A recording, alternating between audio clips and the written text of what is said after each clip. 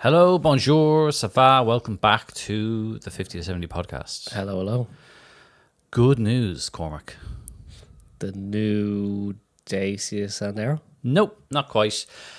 Freelander. There's a new Freelander. There is. But it's not what you think it is. I think it's exactly what I think it is. No, not quite. So yes, you will know all about the Land Rover Freelander. Yes, I was alive when it came out. Yes, there you go. A bit of a fan of it? Mostly, yes. I did have a Barago model, Icelandic blue, 3-door, and the roof came off. Oof. The thing that made me irrationally not like the Freelander was you drove it? It had drum brakes on the rear. Okay. And I didn't like it for that. Oh, that was what that put was you why, off because at the time. you could see the drums okay on through the spokes, and it just made me go, you're not a real car. Based on no knowledge, like I was a child, had no idea how to drive a car. I just did not like that for some reason. Okay. Design wise, do like the very, very early kind of pre-facelift Freelanders. There's a quirkiness to their design I didn't get when I was younger. The seat and carpet options you could get, being bright blue and zebra and stuff like that they faded out as people preferred the 5-door versions instead. But yeah, always thought they were funky. The 3-spoke wheels, and then you could get the optional kit, which had the kind of 3 lines going down at that. We talked about this before. The body kit, yeah. Dan's brother bought that car that we talked about. Yes, yeah. And so, yeah. Yes, he still has it. Yeah. No, that's it. He's the Freelander enthusiast.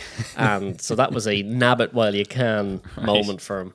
So, yeah, no, he's going to do stuff with that and bring it up to spec properly. Okay, right. Well, yeah, so, yes, there is a new Freelander, but it's not really anything to do with Land Rover this time, even though it's called that, and even though it is a chunky-looking SUV.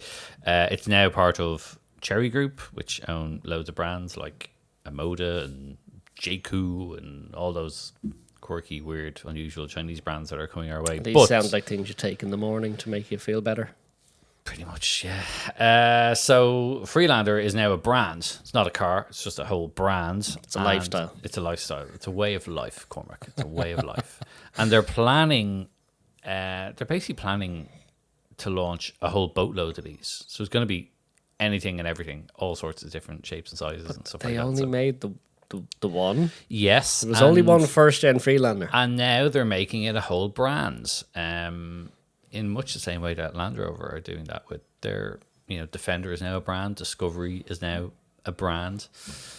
So yeah, they kind of went, we see what those people in Europe are doing. We could do a bit of that. It does reek of how do we sell a thing? We make it look like an old thing. A bit like that. The front end is totally new Defender. But then they went, 3-spoke wheels and that slash in the rear. I think the front end of it is more new Land Cruiser than Defender almost. But yes, I get what you mean. Yeah, they actually call this the Concept 97 as a nod to the... It's not a nod so much as a direct copy. Well, yeah, anyway. So that's what they're doing. And it looks a bit Robocopy, a bit, emphasis on copy, and that's what they're doing. So it's going to be soft roader, and we are probably not likely to ever see it in Europe. So it's probably only going to be a Chinese thing. So you needn't worry about it in that sense. But yeah, not going to be some electrical head gasket issues. I think it might have the batteries up and stuff like that. But no, it should be fine. But kind of. I always wondered whether Land Rover might revive that name or that model, but now there is going to be a baby Defender coming next. So is that kind of going to be a bit of a Freelander-esque thing? I think no one knows what they're doing at the moment. Everyone's just kind of running around going, we need to make a car. What car? Any car. I think officially we can now say that Jerry McGovern no longer works for the company as well. he has officially left the building after... of his own terms, definitely his own terms. After allegedly being escorted from the building late last year. Apparently he is now gone Yeah, officially. the employee formerly known as Jerry. Yes, I think HR has signed off on all this now. So, yes, it'll be interesting to see what happens there in terms of design. The next big thing for them is going to be that Jaguar, which is later this year. People were driving it last week. They'll be peeling the wrap off it very soon to give us a proper look at what it looks like. I just find it very curious that they settled on an XJS as the car to make it ride like, when it's not a coupe, when the XJ anything exists. They had it at the launch. They know they have it. And also, can't help but feel like when Jag went, no, we're abandoning all our history. This is completely new. So we've based it on the old car. Yeah. And then we brought out all of the old cars back to 1960 to launch it. Yeah, there was. I mean, it's a while ago now since I was at the whole. Here's what we're doing, and here's our new strategy. And the impression back then was very much like, forget about all that glorious, storied, many beautiful cars we made in the past. Forget about them. Don't worry about them. We're new. We're different. Everything's changed. I'm not quite sure now. They're kind of backtracking a little bit. So It's being walked back. for anyone that hasn't seen any of these teaser photos, they lined up on a runway this new Jag in the center, still in camouflage, and flanked either side is an E-Type, an XJS, a Series 3 XJ, I think an XJ40. Like, All of the hits. all of the old cars and gone, we've based it off all of these and kind of took the best bits of each. Now, hang on, you said you weren't doing that. Yeah. Yeah. We lied. Storytelling. I think they're trying to. We got you with the hook. We're trying to. They're still trying to figure it all out. I think ultimately, what we can tell you is that it's going to be fully electric, very powerful, very fast, very expensive, and to go back on my notes. Basically, unless you're 10% of one of their previous customers, they don't want to know you. So they're kind of. I thought if you were one of their previous customers, they didn't want to know you. Well, yes, that's it. There you go. Time will tell how that goes. You've got some fleet updates. Cue Moreau's sad music. Q, it's easier to move to a different country than get my car legal. Okay. What is the latest drama in the mini escapade? Some of you may know, I used to own my first car. It is a little yellow Mini. Legally, it's red, but whatever. Okay. I've owned this car since 2012. It has yet to pass an NCT in my ownership. Okay. 2012. 14 years. 14 Okay. years, yeah. Okay. I didn't have an NCT. Good on you. Don't let them get your money. Yeah. Yeah. It has been through some. It has not passed some. Okay. It came in 08, and according to the NCT website, the NCT expired in 2010. Okay. So it's actually 16 years without being able to pass an NCT. Okay. Down to one thing. Well, it's not that it can't pass it. If you never bring it to an NCT, then Once a decade, I bring it along and show it to it, and it says, no, it's not for me, thanks. Okay. So it is a not a bank holiday weekend, it's a public holiday weekend. I mean, wouldn't it be good if we got the Mini on the road? Sun is out, Days are longer. Yeah. So Wednesday hit, and I said, you know what? I'm going to give it its second last ever full rate tax disc, because I was only doing it for 3 months. Right. Okay. The next one Feeling flush. is its last ever full tax, because come January, Vintage. I've owned it for half its life, and it is vintage. Fantastic. Anyway, The best 56 quid you'll ever spend. Well, yeah. See, my problem is I register stuff off the road and then forget, and then there's like my Mini. I'm the 7th owner, but I'm also the 2nd owner. Okay. Yeah. Thanks to the unique way in which our system works. Yeah, I'm the 2nd, 4th, and now 7th. I could never understand why they brought in this way of like, oh, you can mark it off the road. But then if it's off the road, if I've told you it is off the road, then surely I'm going to tell you when it's back on the road, not just No, we won't listen, say this quietly. We won't say anything, and we'll just turn it back on, and then they'll have to start paying more tax, and then we get our greedy little mitts on more of their fucking money. well, yeah, the thought process is like, oh no, they'll have to pay. There's certainly nothing they would do to not pay. Yeah, I mean, this person has clearly signed their car off the road for a reason. Up until the date that they have assigned, surely by then they will have resolved whatever this issue is, and we don't even have to contact them to ask them even, do you wish to extend it? No. We'll just let it all. We've automated the process to streamline things and improve efficiency. The computer can only count to 12. Yes, that's it. Yeah. You have to start a new year then. Yeah, It doesn't know. Yeah.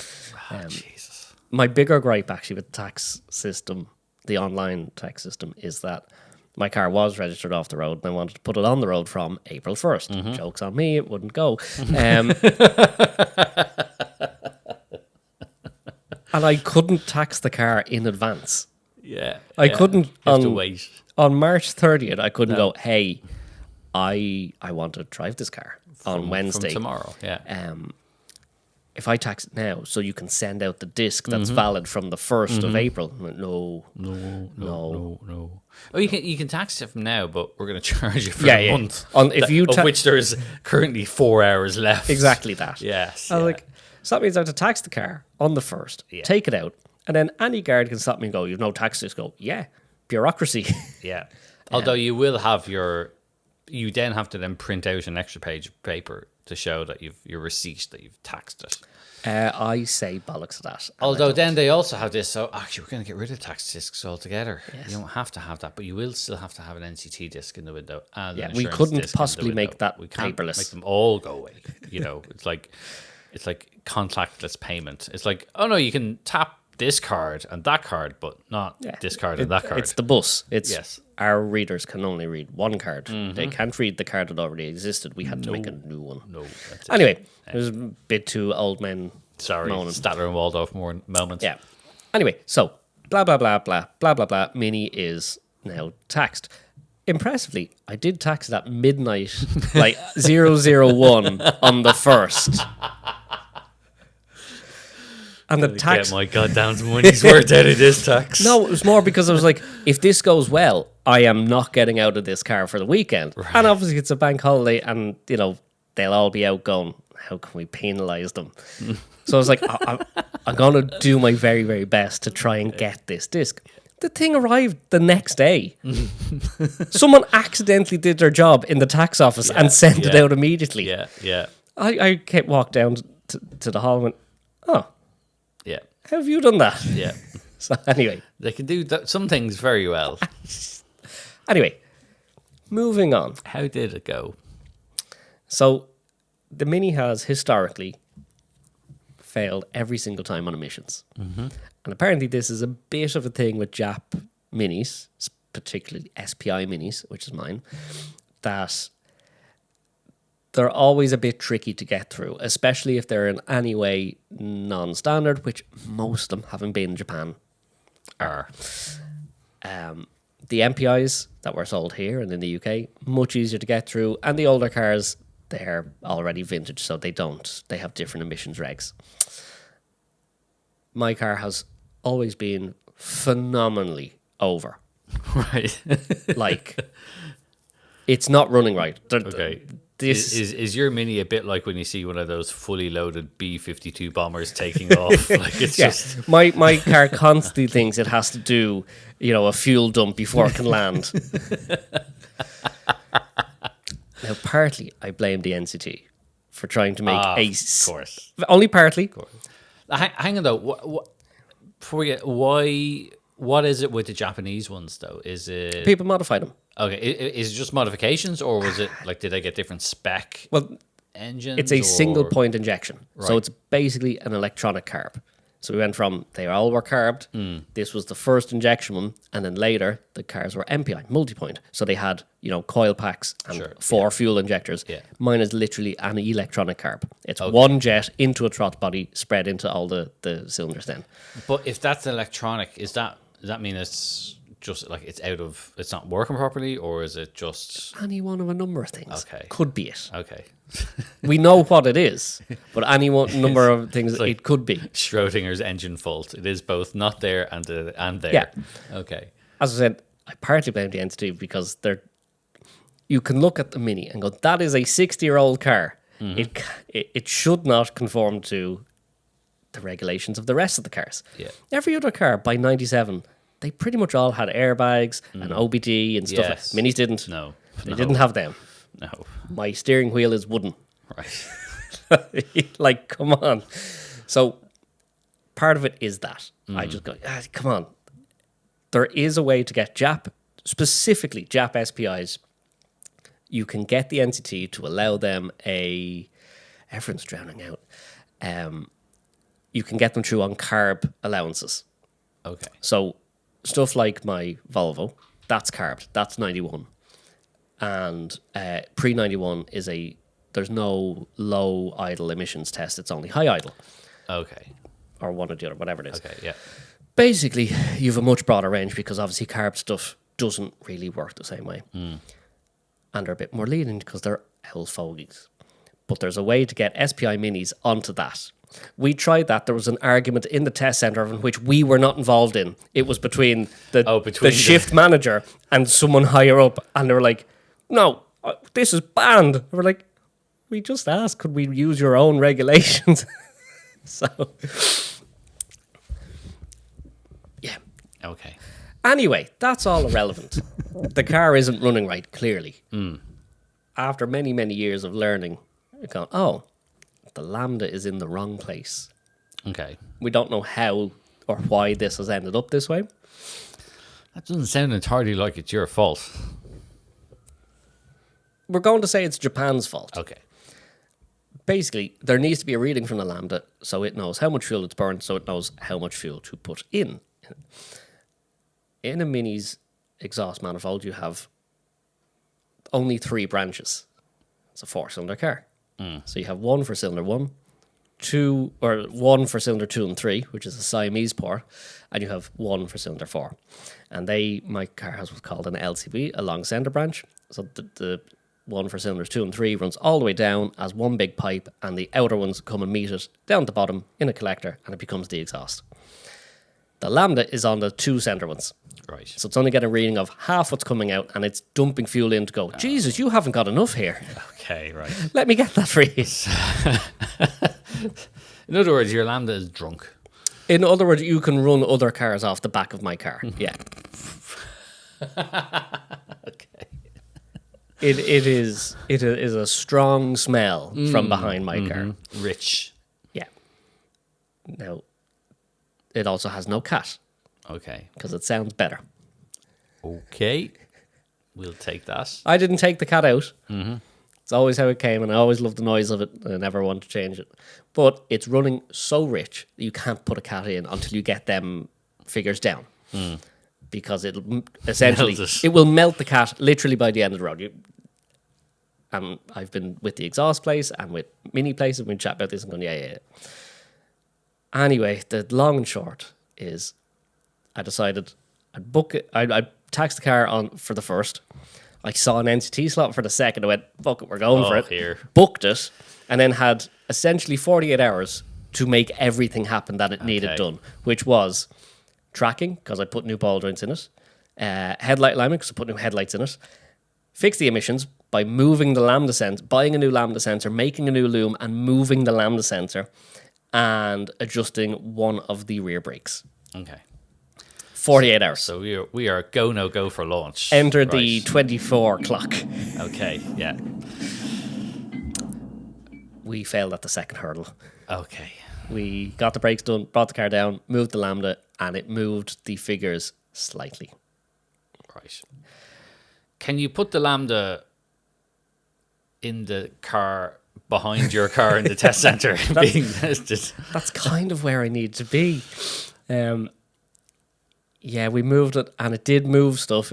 We did move in the right direction, but just not enough to get a cat into it to kind of smother it down. So, very strong chance that there's 4 vacuum lines on an SPI that run everything. So there's 4 crucial ones that run everything, and they're color coded for your convenience. And there is clearly an issue somewhere there. We've tested them, we've replaced some. We've clearly made a mistake somewhere along the way because either one is cracked and we can't see the crack and it's letting in air, or one is they come out at 90-degree angles. And so if you press fit one on and press it too far, you essentially pinch it off. Yeah, you crimp it. Yeah, okay. Anyway, the end of that long and rambling story. Yeah, we couldn't get the Lambda low enough, so I didn't bring it for the NCT. I brought the Volvo instead. Okay. And that passed? No. Okay. But it failed on stuff I knew it would fail on, and nothing else, so it's very, very... Okay. Like, it was going to be a fail either way, and I figured the Volvo was closer. Like, I wanted to see if a ball joint was hanging out of it, if there was a shock imbalance, and there wasn't. It went through all of that, and I was very, very pleased with that. That's a huge win for the Shed Find 440. Okay. Well, I feel like it is progressing.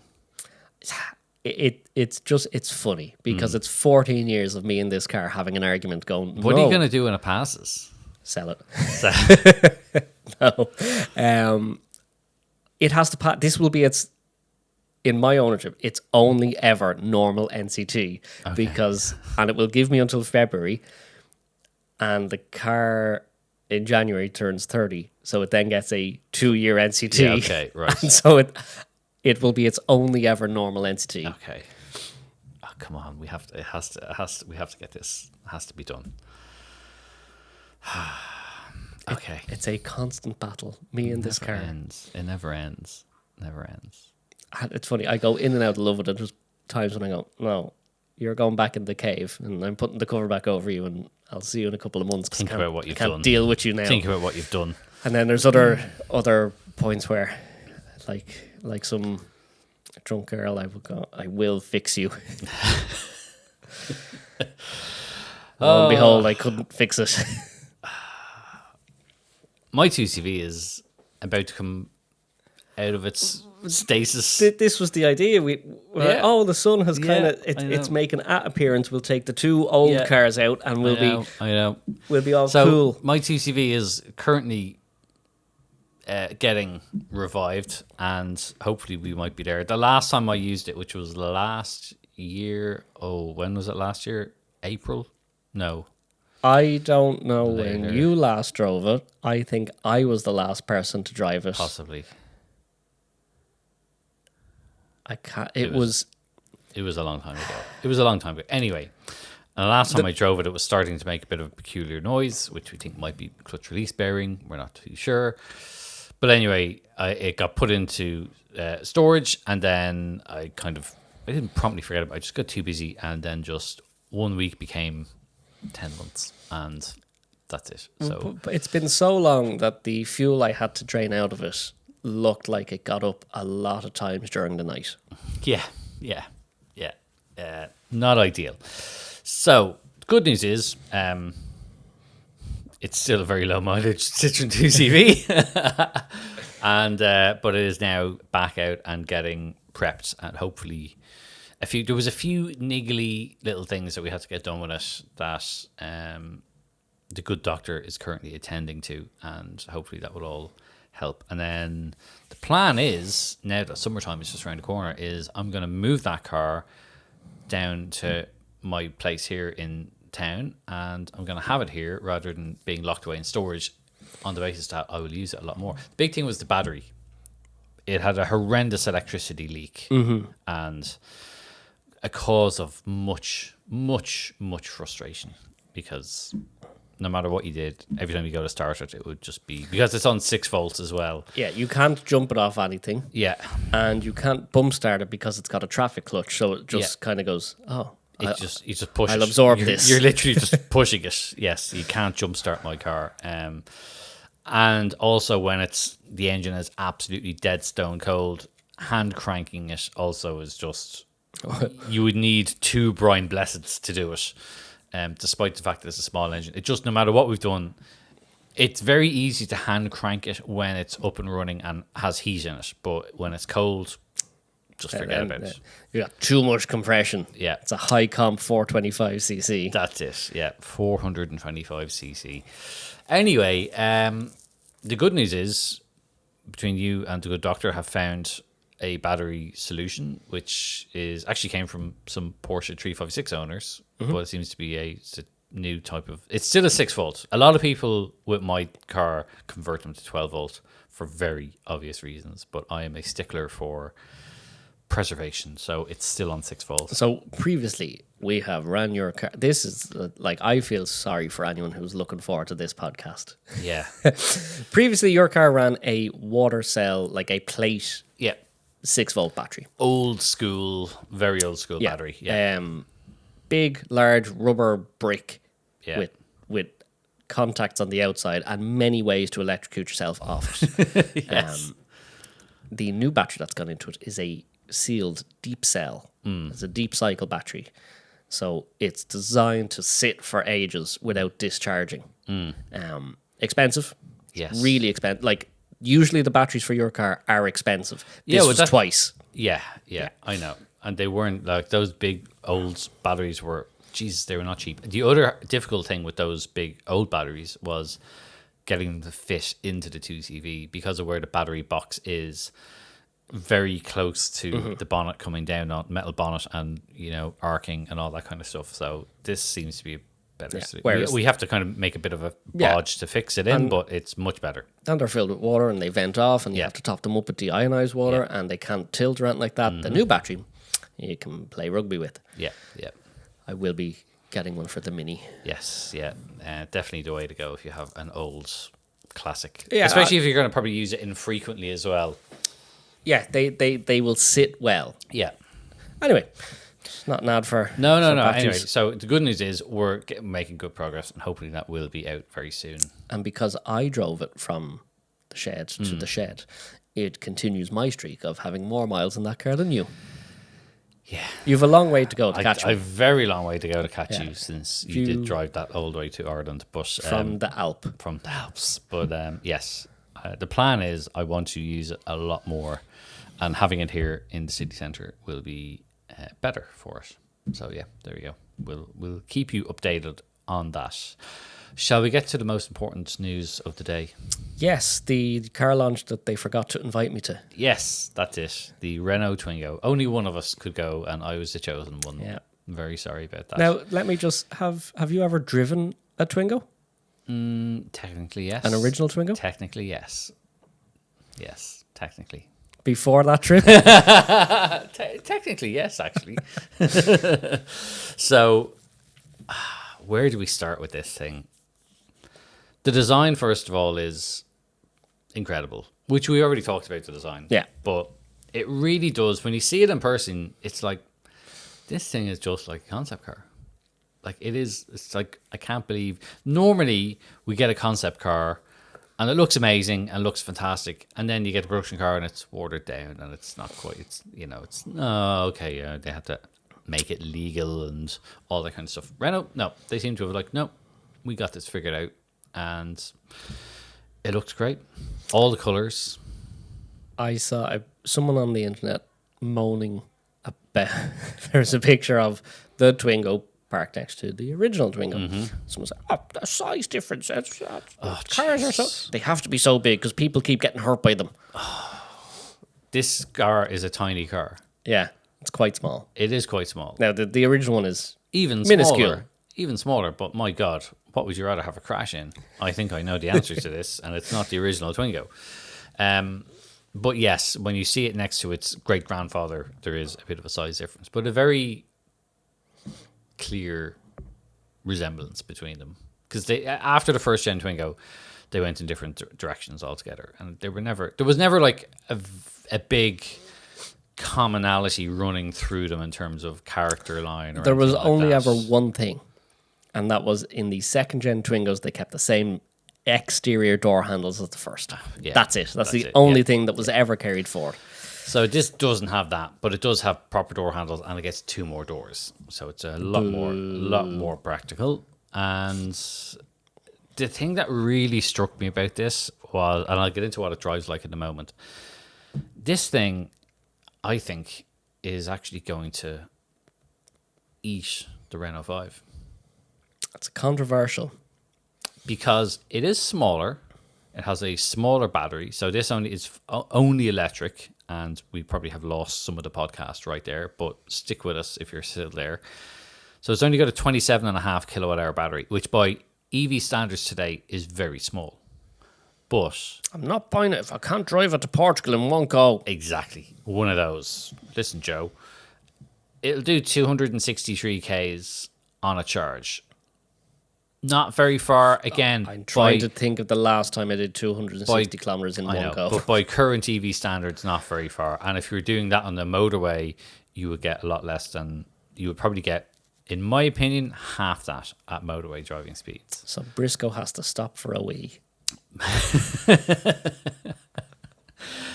But it's a city car, so No, it is a city. Horses for courses. You're just going to be driving around town, and I did use my Because- Twingos on long distances, but I'm but weird. The yeah. average person Yes. wouldn't and shouldn't. Correct.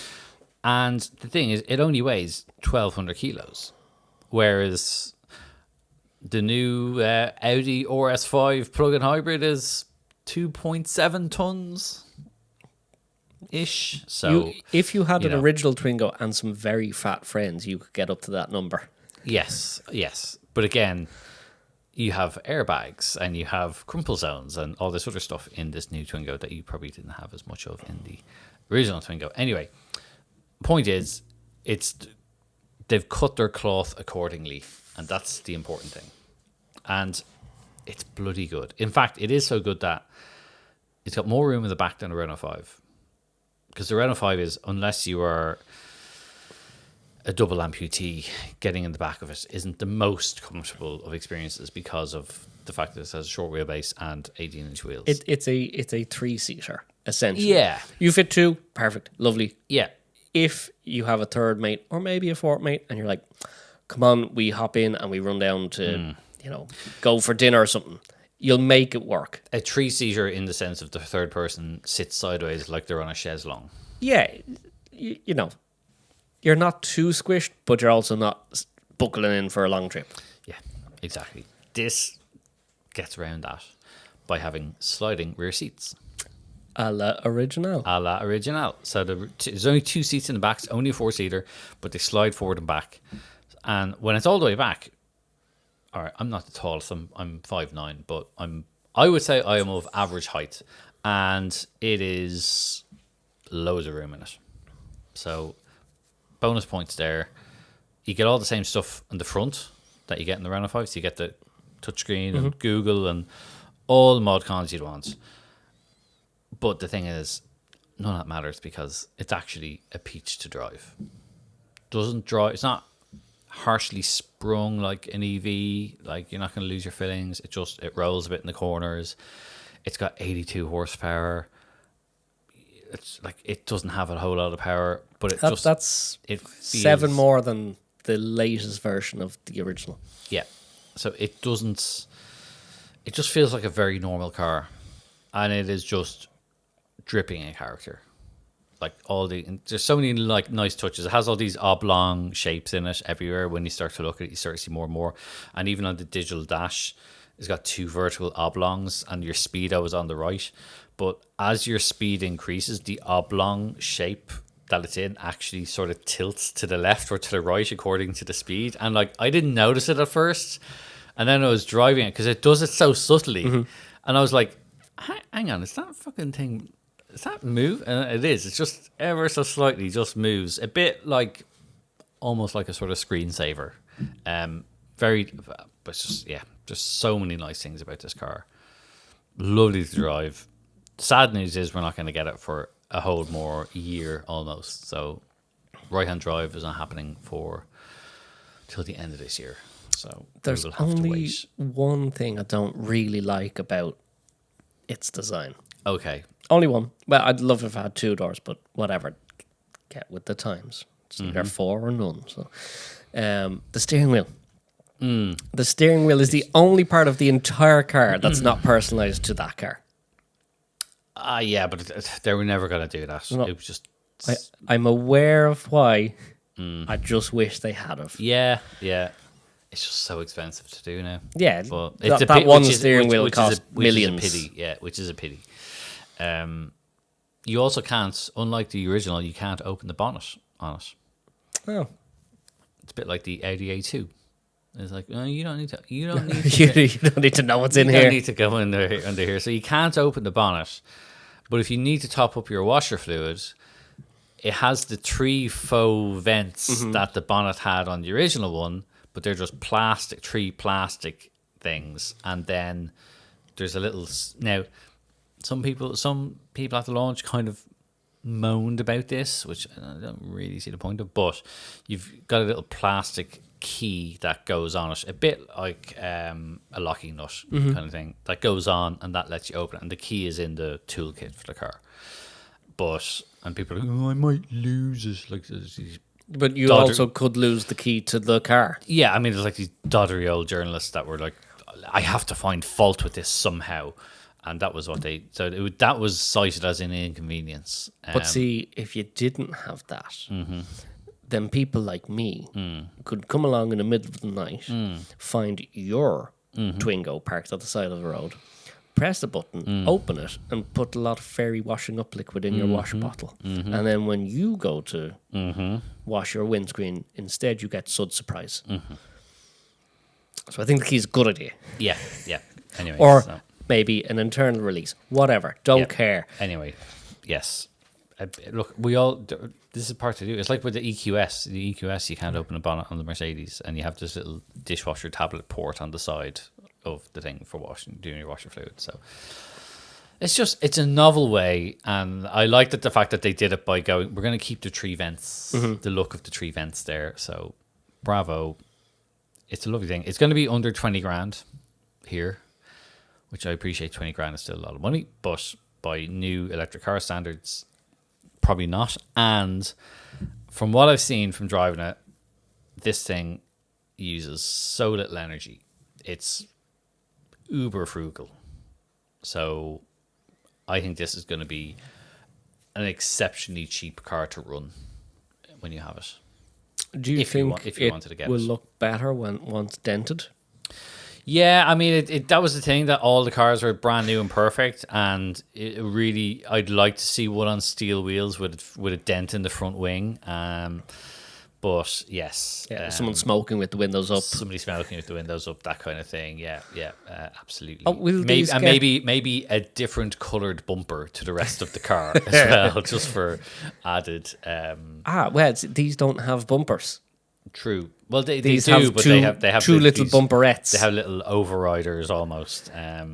Yes, so they do have. It does have that as well. Are we getting the Webasto? So we did talk about. We have the technology. Yes, because they do it in a Renault 4. The Renault 4 doing it in the Renault 4. Are going to do it in the Renault 4. At the moment, they have sort of said no. Putain. But pourquoi?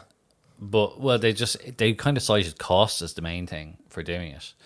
But it's what the people want. We'll pay you to cut a hole in the roof. I know. So I guarantee you, somebody will probably find a way of doing it. They acknowledge the fact that people did like it originally, so they're looking at it. I don't know how soon it will happen.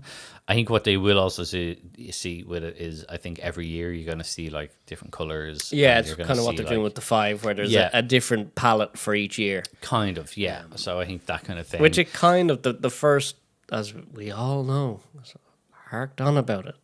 The 93 Twingos were launched in 4 colors. Mm-hmm. And for this new 26 Twingo, they've launched it in the same 4 colors, but now they're metallic. So I would like to see what one looks like in gloss. Yes. In poverty paint. Yeah. There is also going to be a van version of it, a CDV, car-derived van.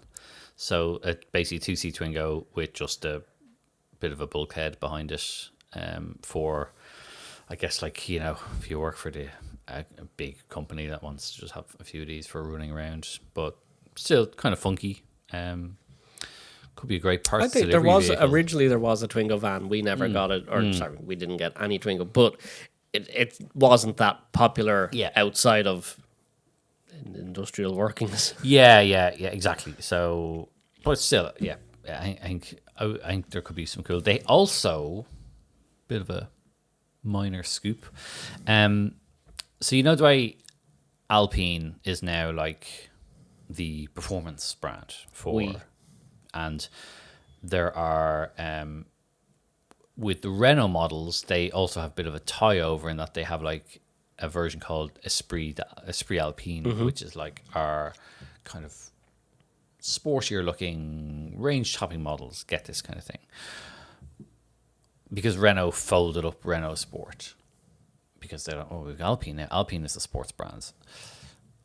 They might be walking that back a little bit, because I was talking to one of their important people and we got talking around that, and they maybe have a slight bit of regret about getting rid of Renault Sport entirely. So watch this space is all I'm going to say. That there may be... The new Renault Sport Spider.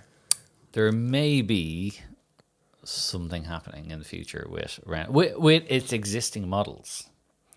So they have recognized that there would be an appetite for example, a Twingo RS, or perhaps even a Clio RS, because that was a fantastic car across all of its generations. Apart from that one where they put the automatic box in at the end, and it kind of didn't really go that well. What we really want is just a different looking Clio. True. Yes, one that looks like a Clio should. One that looks like a car you'd want outside your house. Yes. And while I was having that conversation, we're talking about different versions, and like you said, Webasto, and then different, yearly versions. The other word that came up, Initial. Baccarat. Same. Yeah, but yes. Could there be a little Twingo Maybach of sorts? There maybe. was. Yeah. There was the... Yeah. Oh, we saw the Twingo Baccarat at... the Clio Baccarat at Retromobile. Yes. But there was a Twingo Initial, which was like my silver one. So it was a later first gen. And they had a glass panoramic roof, a full leather interior. You could get them with a semi-automatic transmission, polarized windscreen, blah, blah, blah. I think you had aircon and may have had cruise control. I don't know. But yeah, basically full leather, the whole lot, blah, blah, blah. So it'd be cool. It's a funny thing when you find an Initial car. You get them in the Modus, you get them in the Twingo, and you get them in the Clio. You get them in a Spas if you wanted, you had the 3-liter V6 and full leather and Xenons and all that. But it's funny finding the small cars with it. I saw a Clio one parked in the middle of the town of Cognac, and it's just a like 98, 99 Clio that's got Xenons, a glass roof, full leather, and they're like, thing's loaded. Yeah. It's such an old money thing, isn't it? And it's not just like, we found like a leather jacket and made a seat out of it. No, these look like good seats. So maybe we could see some interesting things happening at Renault. Now, when are we getting a throwback to the Merc 1 Espace? So the thing is, I want a TGV car. I know, yeah. They've done these retro throwback models, the Icon series. So they've done the 4, the 5, now they've done the Twingo. The thing is, one of the guys that was leading that was Gilles Vidal, who's actually left the company now. He was the head of design. He's now gone back to Peugeot. So they need all the help they can get. I don't really know whether they will keep doing this or not. Now, sorry, I think they have to. I have to say, it's not just... it's a bugbear of mine. It's not just Gilles. It's like there's a whole massive team of designers who work on these things. But ultimately, if you're the head of design, you kind of have a bit of a say in this kind of stuff. But Renault can't sit there and go, oh, we have a pop culture success here. sure, yeah. Let's walk away from that and go back to the Clio, which everyone is currently shitting on. You see, the thing is, I think they're conscious of it, but they don't want to overdo it. Like, for example, they're not going to go and do like a Renault 25 Yeah, rehash. no, exactly. You can't do all of them, but I think we've learned now that the current crop of buyers, or even people who are lightly care about what they drive, there's a strong appetite for we weren't ready to let go of the past just yet. Yeah. And you know, the design at the moment, the non-throwback designed cars across the whole automotive front, not just Renault, they're a bit wishy-washy. People aren't taking them. None of them are standing out as we'll look back at that and go, wow, look how good it was. People are kind of more in the mood for funky throwbacks and a bit of colour, a bit of life in some designs. So I think anyone like Renault, who's currently having a fantastic runaway success, it'd be very silly to go, no, we go back to the normal cars. Yeah, I think they... And yeah, no, you can't milk it. You can't just... Yeah, that's the thing. Here's the new Renault 19. Yeah. No, you can't. You can't just roll out all the hits again. But you can't go, that's it, we're done now. Only new cars. Yeah. So I think Twingo absolutely works as... Do you know what? Even if the original Twingo never existed at all, and they brought out this Twingo now, it would be a hit anyway, because it just is such a friendly design. It's good size, good space inside. It's going to be a good price, all that kind of stuff. But it just kind of shows. But it's interesting because you look at like all these new small electric cars that are out there. I don't want to keep harping on about EVs, but it's like there's a real mixture between them. You had like the early ones, like the Dacia Spring, which were very basic and not really up to par on European taste. But then you have newer stuff like the Hyundai Inster, which has done phenomenally well in Ireland, and it just looks cool. It stands out. It looks a bit different. It looks fun. They're doing like a cross version, a slightly jacked up off-roady version. That's a bit of fun. You know, Volkswagen missed the boat by not having the E-Up at a good price, because the E-Up was actually really good fun to drive, but it was like ludicrously expensive because Volkswagen, and they couldn't make it cheaply. Whereas this, okay, it's going to be under 20 grand. If you're financing it or whatever, which most people will be, it's probably going to be really cheap to buy, relatively speaking. So there's all kinds of funky stuff happening.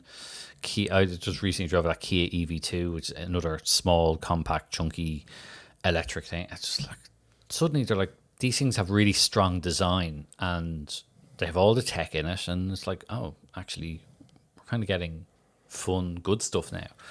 So, and the thing is, I was kind of touched on this. I was going to get into it, and I didn't really want to get into it too much, but like, we have a thing in Ireland about small cars. We have a chip on our shoulder about them, that we don't like them.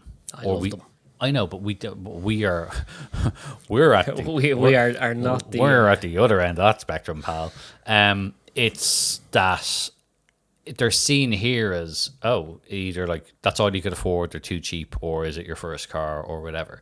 If you are if you're a CEO living in Paris or Milan, you're probably driving a smart car because you're in Paris or Milan. It's a heavily congested city. You can park it anywhere. If you're doing very well for yourself, if you live in Amsterdam, for example, you're probably driving a Citroen. Oh, if you're driving a car, it's probably a Citroen Ami. You know, like there's a total acceptance of these micro cars, small cars. Here, absolutely not. You just get laughed at, pointed at, bullied off the road. Is that all you could afford? You know, when you got to get a real car, we just have a totally skewed attitude to these types of cars. And look, it's the right tool for the job kind of thing. For me, living in city centre, perfect car. But I'm not driving to Cork once a week. Small car into city, big car out of city. Yeah, exactly. But instead, No, I have to bring Twingo to jazz class in a Range Hugo Rover. simply won't get in anything that's not an EV9. That's it, exactly. So it's that kind of thing. But I hope maybe cars like this might shift opinions a little bit on it. I think, without getting too philosophical, Yeah. at the moment there's a huge, or seems to be a bit of a shift in buying culture anyway, where, between shrinkflation, palm oil, whatever the thing is, like there's so many factors at play that a lot of people are just rejecting stuff now and going, no, I'm not playing the game anymore. I've just seen Easter eggs the other day and they were nearly giving them away because everyone's just gone, I'm not paying £8 for A bag of mini eggs. yeah, whatever it is, yeah. And I think there's a bit of the same is going to come into cars where people, even if they may want something bigger or think they might need something bigger, they go, I just can't afford it. I'm going to have to go smaller. Or you need it, something new, and do you know what, that car has a bit of a face on it, and it's it's a bit inoffensive. I'll just go with that because it makes sense for now. Yeah. And I think by one way or another, there's going to have to be a shift into smaller stuff within the urbs and the suburbs.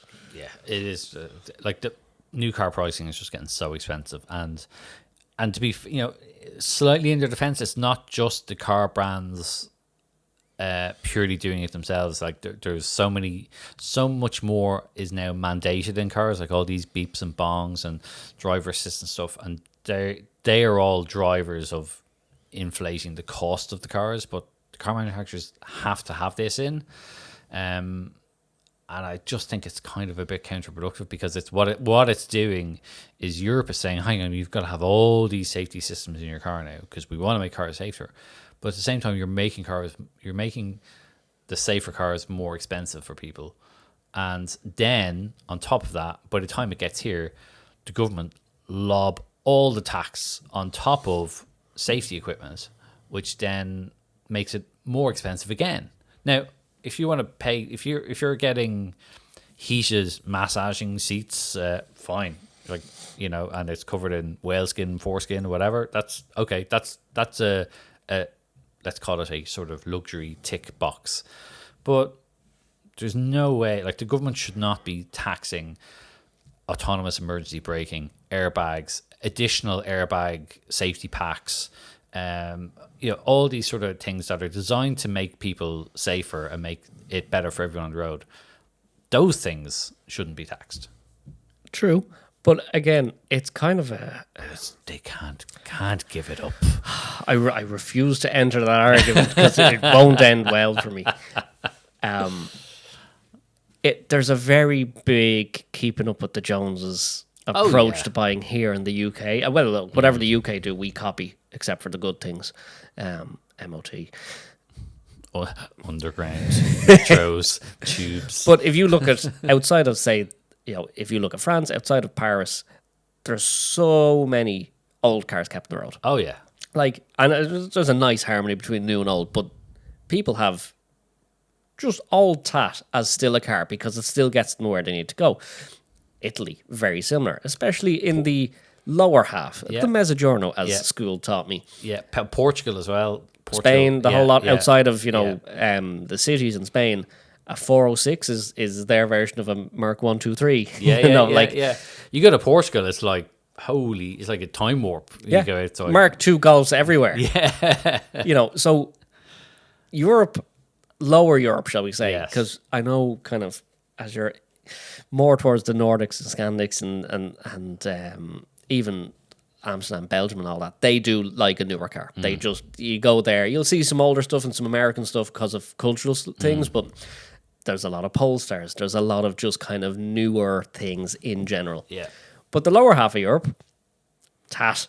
Yeah. Just battered, dented, smoky things. Yeah. No, I can't afford a new car. There's other things to buy. And there's nothing like seeing, like, I remember driving through Italy once, and again, down the south, and I was like, saw this elderly couple driving around in a very old Piaggio Ape. And I was just like, that's... I was down... That thing got fully paid off 3 decades ago.